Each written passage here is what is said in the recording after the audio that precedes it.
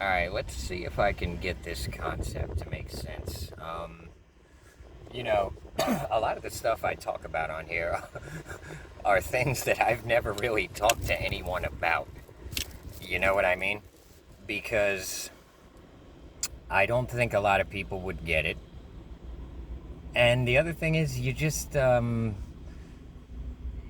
don't get into these type of really deep subjects with people.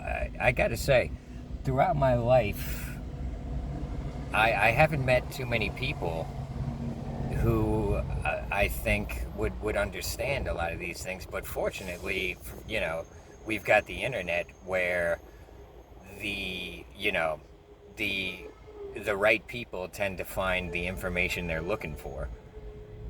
Um, and that's an example of how things are not what they seem. You know what I mean? Like, if you seek information, you'll find it. And that goes for the deepest mysteries in life. If you're looking for the answers, those answers want to be found by you, and you'll find them eventually. I believe. What's that quote in the Bible? Seek and you shall find. It's true. But we're raised in this world where things like that shouldn't be possible because they have us all living very shallow lives. But so what I want to talk about is you know I used to I used to wake up in the morning and I felt like shit. I felt like, it's hard to describe, but I just felt like I'm going nowhere. Everything is pointless. I don't even want to deal with, a lot of these times I was unemployed. But, I'm talking 16, 17 years old. As soon as I could work, I hated not working. I hated sitting around doing nothing. And there was a stretch there. I'm not sure if I was 16 or 17, but I didn't have a job. And I felt like such terrible shit every morning. And I was thinking to myself, if I get a job, I'll feel better. But that wasn't the case when I ended up getting a job. I felt a little better, but I still had this existential dread. I mean, I think about it now, I'm like, man, a 16, 17-year-old should not be feeling this way. But I just felt like I was wasting my life. And, like, I just felt bad. And I have a feeling that a lot of people are dealing with that now. And I'm going to tell you how I got rid of that feeling was, that was a recurring issue for me pretty much all throughout my life, right up until I got evicted from my apartment and I started trying new things like doing stand-up comedy and stuff. And I realized in retrospect, the reason I felt so bad is because I was focused on the side missions. I wasn't focused on the big mission. Now, I feel like this isn't just a feeling, this is information I've stumbled into many sources. Hold on. Loud ass truck. You know, on my Patreon, I talk about a lot of occult stuff and stuff like that, so I put a lot of my sources on there. But,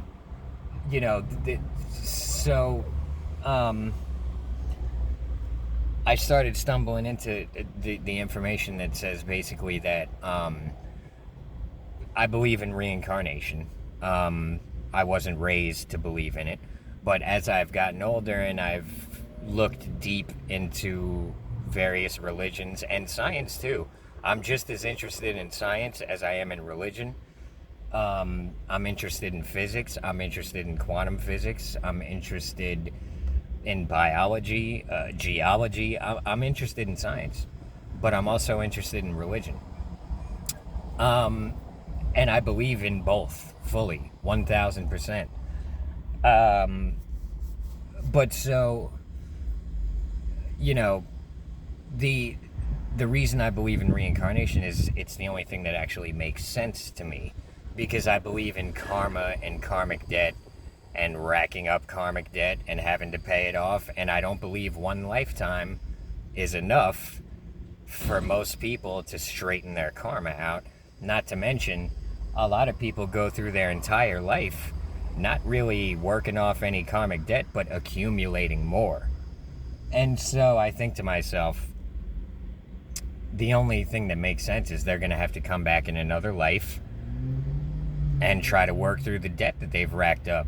And it's the only thing that makes sense to me. You know, this is why when I was younger, I was raised Catholic, and they were teaching me that, you know, God said, let there be light. And then God said, let there be animals and people and whatever. But it just didn't make sense to me. I was like, well, that just doesn't make a whole lot of sense to me. You know, it just didn't make sense. It just, you know, it didn't logically make sense to me. What did make sense to me, logically, was evolution. And the reason that I knew about evolution at a very young age is because I used to watch a lot of animal documentaries when I was a kid. And these I'm talking, you know, this is a long time ago, when the people making the animal documentaries and the people studying biology and studying nature, they weren't trying to push an agenda. They weren't like anti-religion. They were just explaining the way the world works from their understanding, what they've figured out up until this point. And so, you know, their intention was not to stop everyone from believing in God. Their intention was to try to help you understand nature. And so evolution always made sense to me. It just makes sense. But, you know, what bothered me was that people seemed to be under the impression that, well, if evolution is real, then God can't be real. And if God is real, then evolution can't be real. And I would always think to myself, why? Why couldn't God use evolution to create,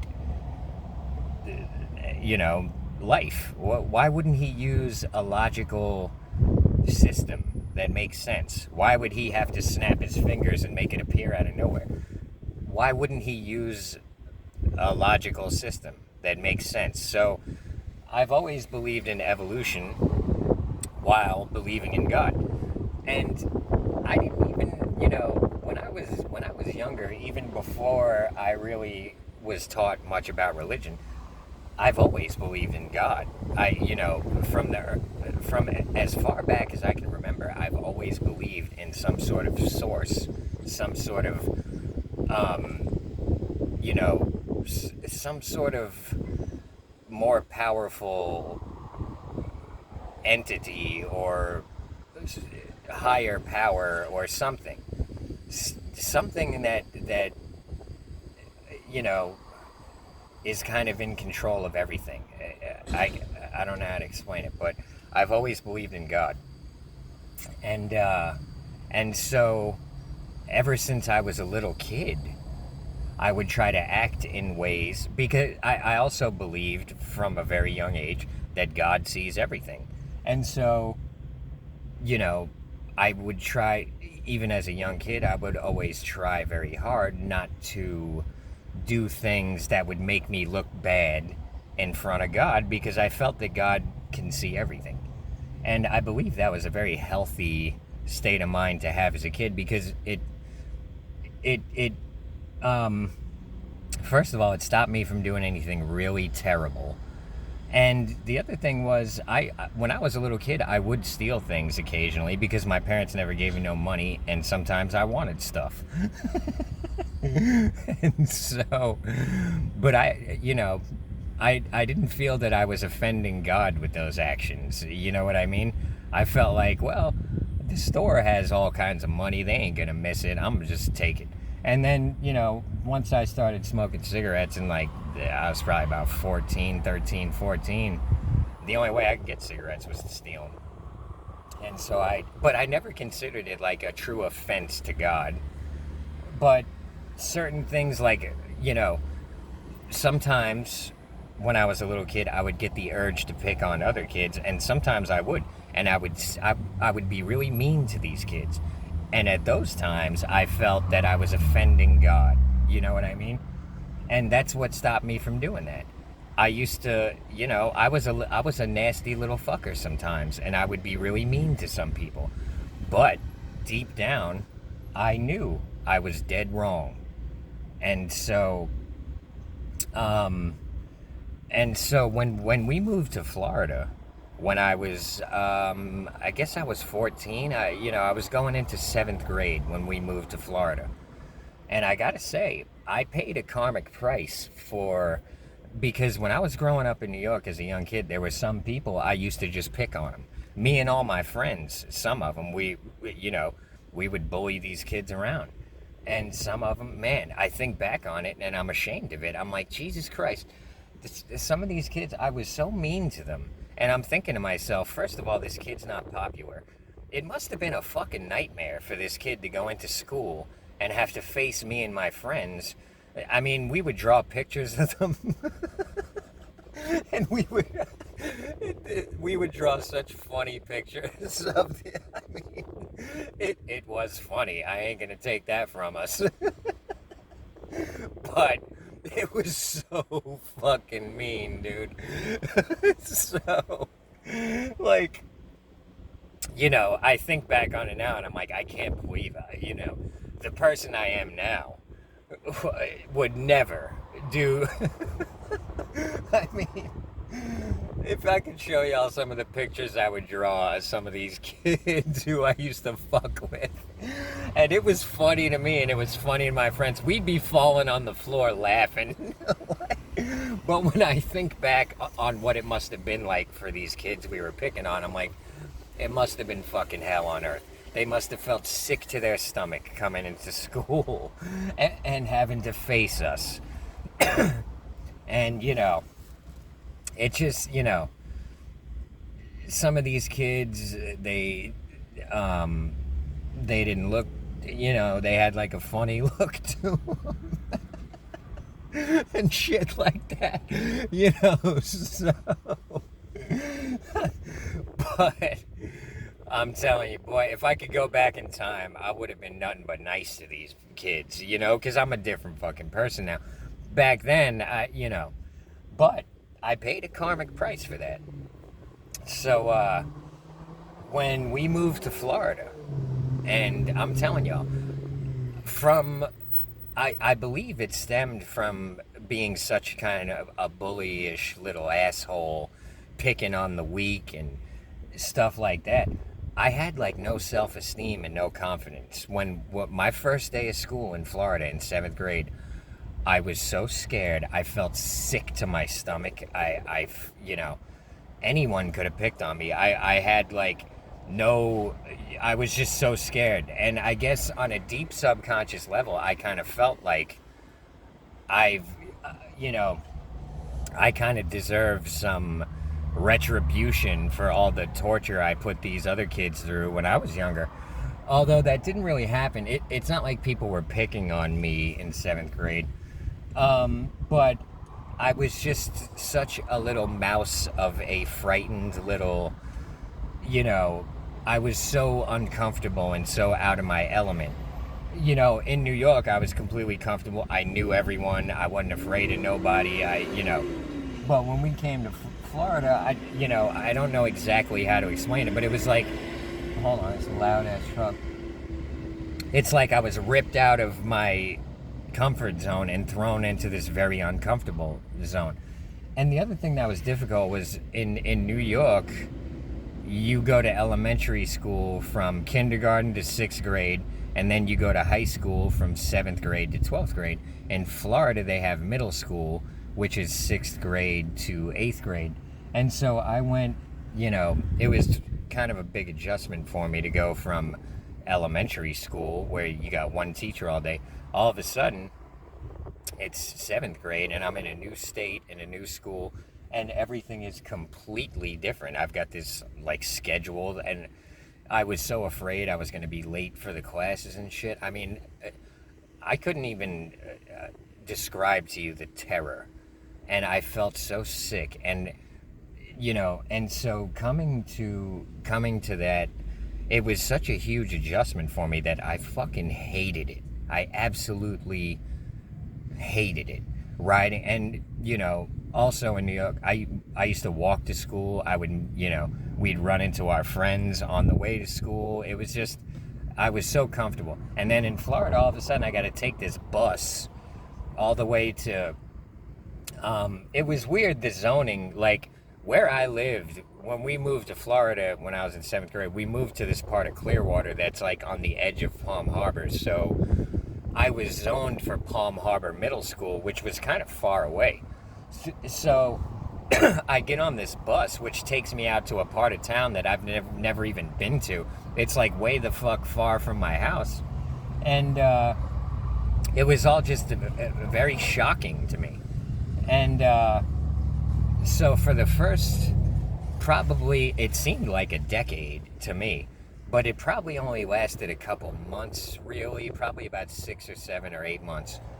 And, but I just had no friends, and I didn't talk to anyone, and I was just this clammed up little mouse of a person who didn't, I had like no friends, and I hated it. I absolutely couldn't fucking stand it. And, I used to tell my parents I was sick all the time. I didn't want to go to school. And they're like, what's wrong? I'm like, my stomach hurts. But it was really just stress and fear and anxiety. I didn't know what else to say except my stomach hurts, because my stomach was like unsettled, because I felt like shit. It was all fear and anxiety and, but, and so my parents were just like, they let me stay home from school a couple of times, but they're like, dude, you're not staying home every fucking day. You got to go to school, so they forced me to go. And I remember thinking to myself on the bus one day, I was thinking, this is just hell on earth. And I really wish that I could go back in time and just enjoy my life up until this point, because I didn't realize how good I had it. And I just, I felt deep in my heart that I have to deal with this. But I just wish I could go back in time and live my life again as a kid and enjoy it more, and then deal with this hell, this nightmare, this torture. But I came to the realization that even if you did that, you would be brought right back to where you are right now with this thing in front of you that you don't want to deal with, but you have to deal with it. And I made this realization as a 7th grader, and I remember I was sitting on the bus on the way to school, having these deep thoughts, and I came to the realization that let's say you could do that. You're going to end up right back where you are right now. For all you know, you did do that. Maybe in some quantum universe, God let you do that, and here you are. And it didn't change a thing, and you still got to deal with it. So, what are you going to do? Just deal with it. Stop being such a pussy about it. Stop telling your parents you're sick. Stop trying to stay home from school. I'm telling y'all, school was hell on earth to me. That I went to middle school, I think it was 8 a.m. to 4 p.m. I don't know what it is now. This is what it was back then. Every day seemed like a month to me. And having all these separate classes, and it was like, hold up. I can't describe the hell on earth it was to me.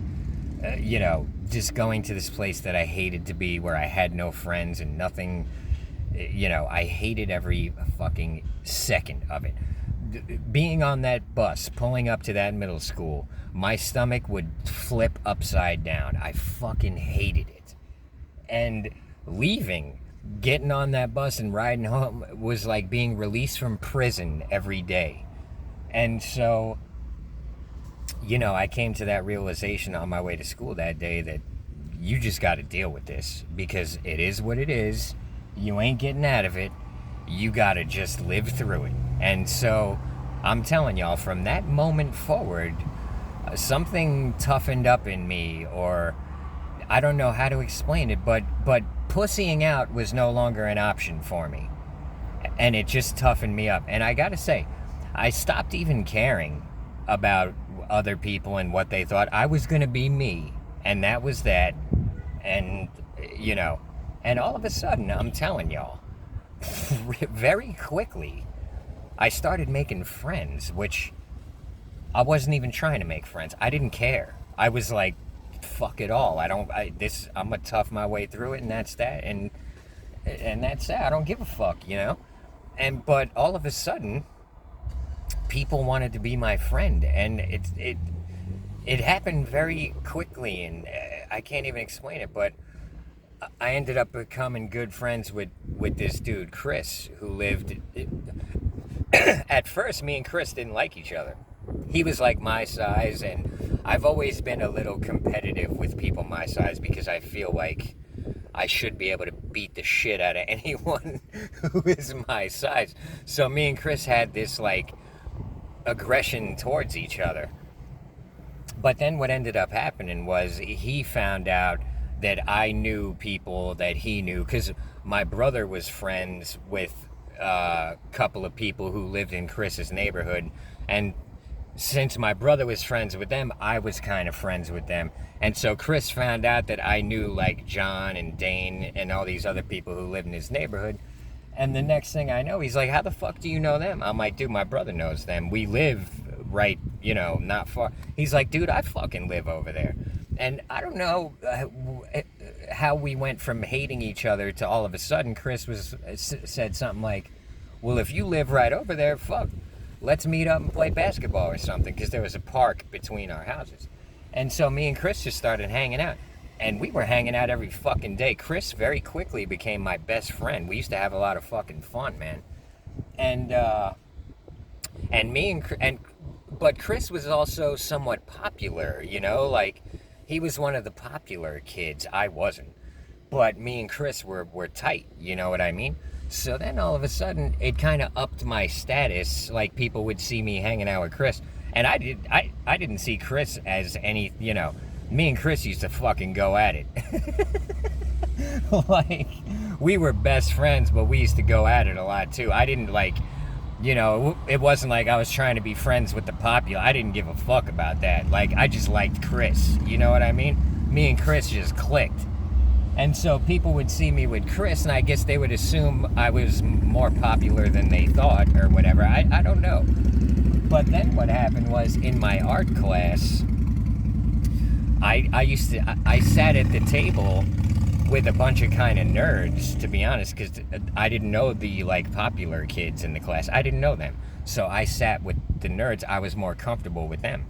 But, but I didn't,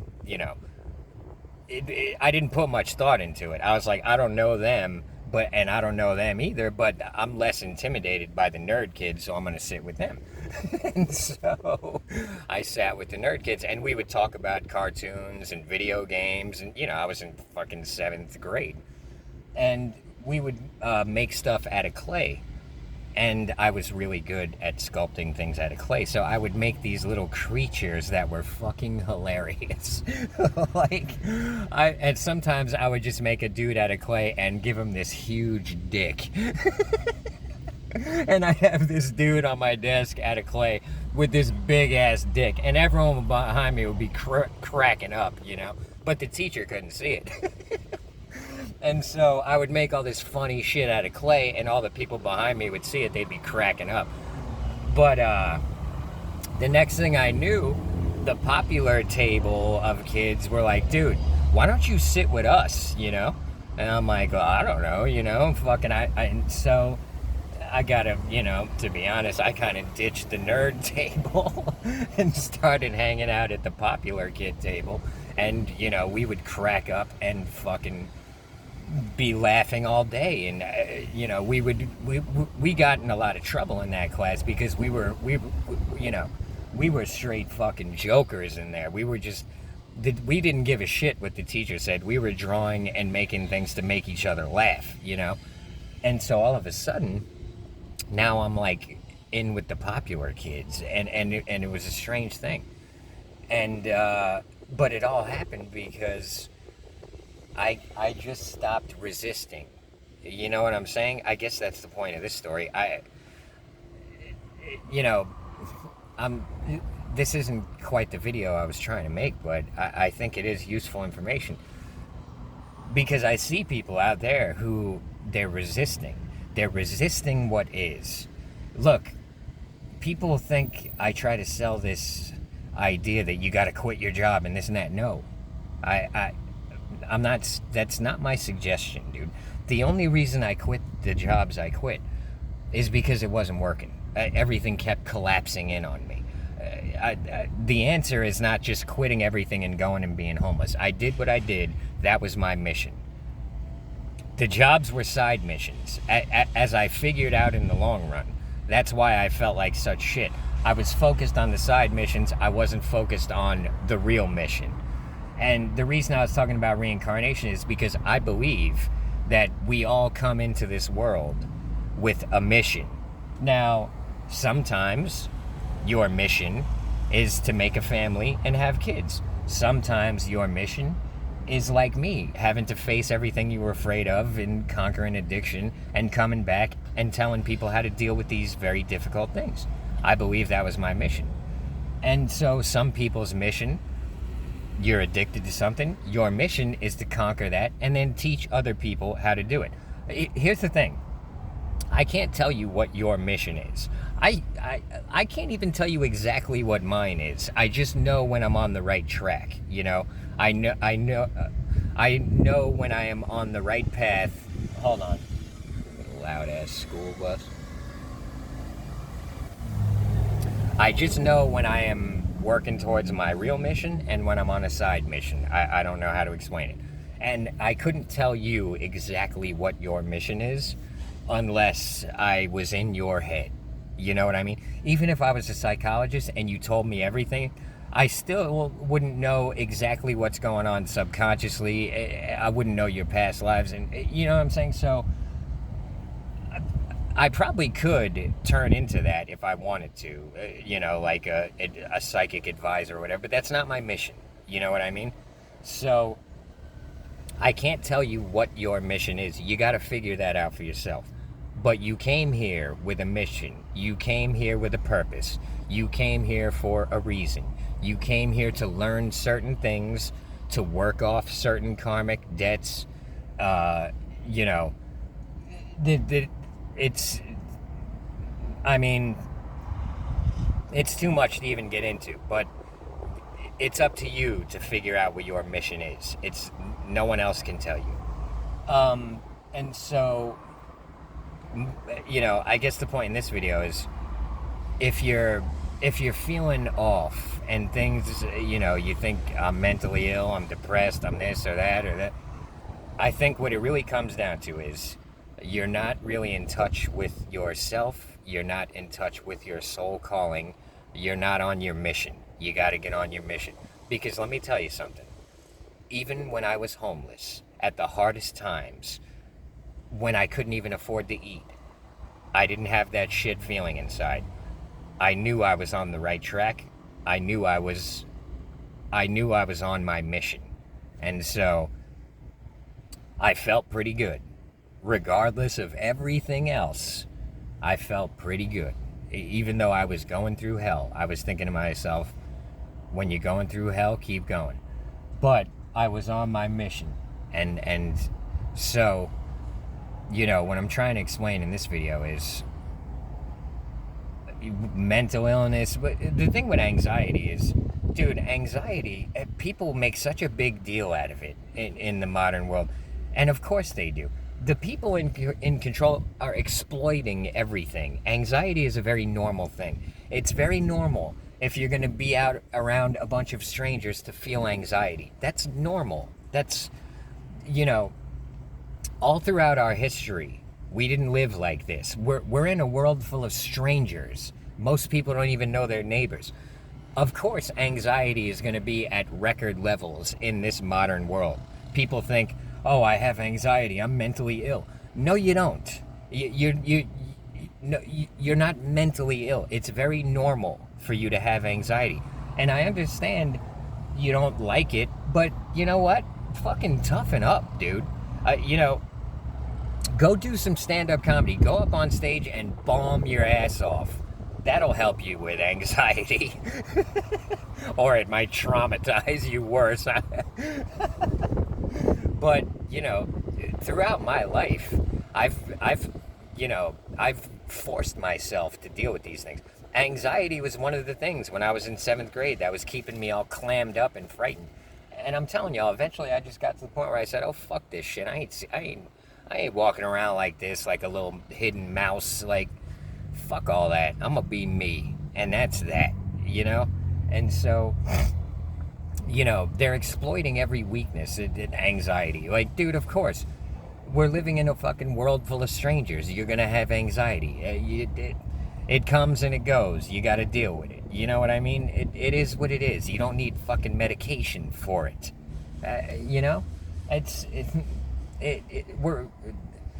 This modern world is fucking insane. Here's the thing.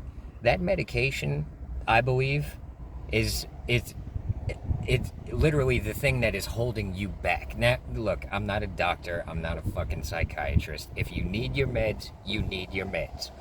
But speaking from my own life experience and people I know, I don't think they need meds, bro. I think the meds are keeping them sick. The meds are keeping you from forging ahead and dealing with this hard shit and just toughening up and they're keeping you behind the obstacle. And instead of, in my life, I forced myself to go either over the obstacle, under it, around it, through it. I never sat, I sat behind some obstacles sometimes for years, but I always forge ahead somehow. And I believe hiding behind the obstacle, oh, I'm mentally ill and this and that, let me get on some meds. Then you get comfortable behind the obstacle and you never fucking get through it. And it's like you probably wake up every day with this existential dread because you're not moving forward. You're sitting there on a side mission. You're not going through the next obstacle. You're not conquering it. You're not even fucking trying. You're just hiding behind it.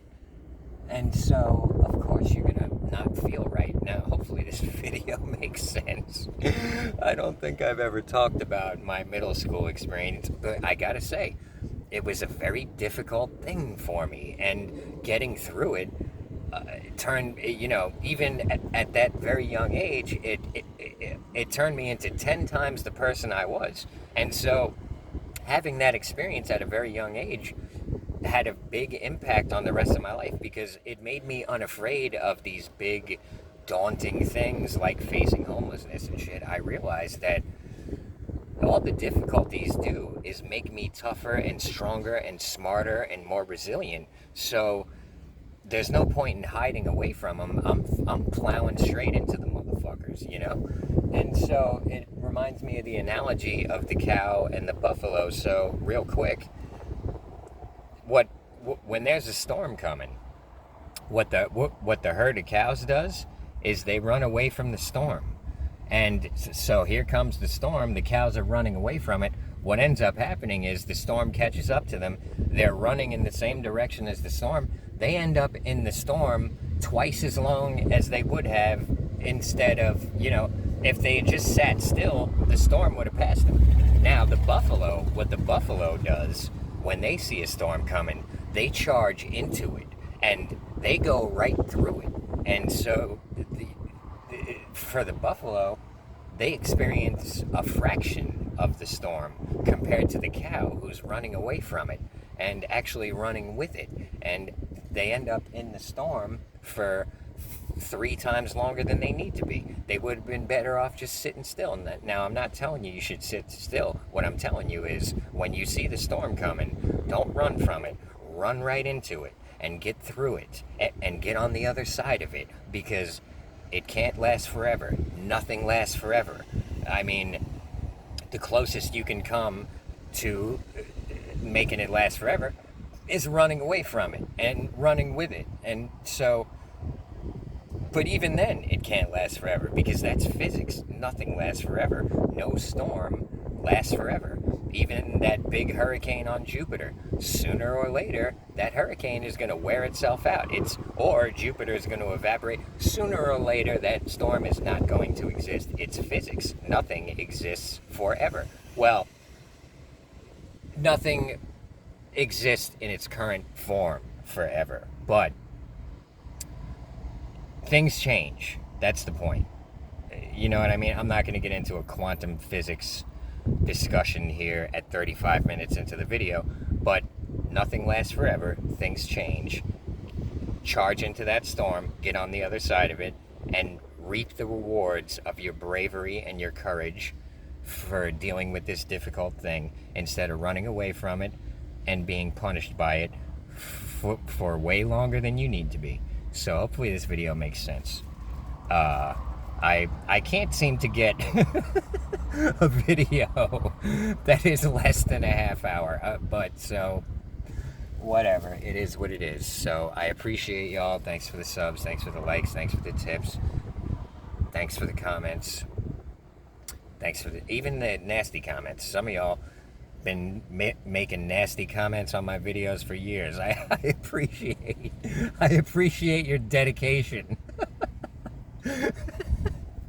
So thanks for the channel members.